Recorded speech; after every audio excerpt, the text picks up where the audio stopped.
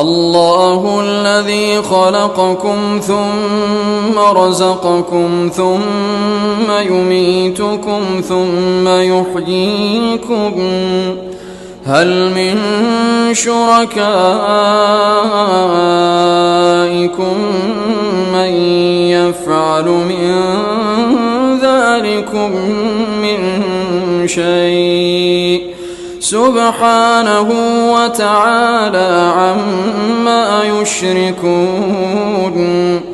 ظهر الفساد في البر والبحر بما كسبت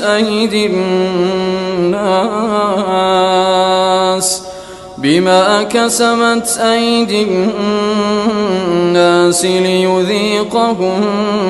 بعض الذي عملوا لعلهم يرجعون.